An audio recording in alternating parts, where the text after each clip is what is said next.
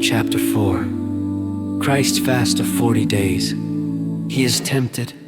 He begins to preach, to call disciples to him, and to work miracles. Then Jesus was led by the Spirit into the desert, to be tempted by the devil. And when he had fasted 40 days and 40 nights, afterwards he was hungry. And the tempter coming said to him, "If thou be the Son of God, command that these stones be made bread." Who answered and said, "It is written, not in bread alone doth man live, but in every word that proceedeth from the mouth of God."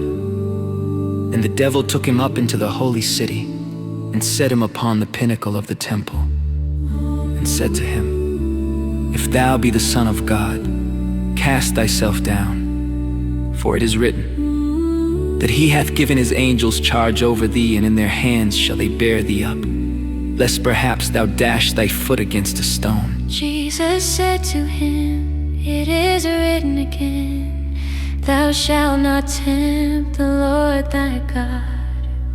Again the devil took him up into a very high mountain, and shewed him all the kingdoms of the world, and the glory of them, and said to him, "All these will I give thee, if falling down thou wilt adore me."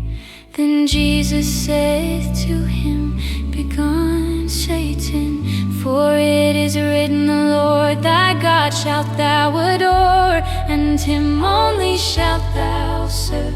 Then the devil left him, and behold, angels came and ministered to him.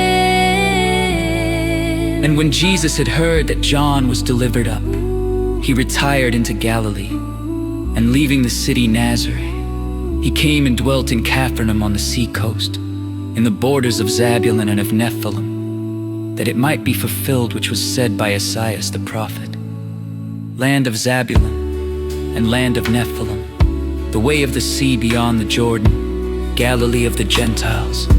The people that sat in darkness hath seen great light, and to them that sat in the region of the shadow of death light is sprung up." From that time Jesus began to preach and to say, "Do penance, for the kingdom of heaven is at hand." And Jesus, walking by the sea of Galilee, saw two brethren, Simon, who was called Peter, and Andrew his brother, casting a net into the sea. And he saith to them, "Come ye after me, and I will make you to be fishers of men." And they immediately, leaving their nets, followed him. And going on from thence, he saw other two brethren, James the son of Zebedee, and John his brother, in a ship with Zebedee their father, mending their nets. And he called them. And they forthwith left their nets and father, and followed him. And Jesus went about all Galilee, teaching in their synagogues, and preaching the gospel of the kingdom, and healing all manner of sickness, and every infirmity among the people. And his fame went throughout all Syria. And they presented to him all sick people that were taken with divers diseases and torments, and such as were possessed by devils, and lunatics, and those that had the palsy, and he cured them. And much people followed him from Galilee, and from Decapolis, and from Jerusalem, and from Judea, and from beyond the Jordan.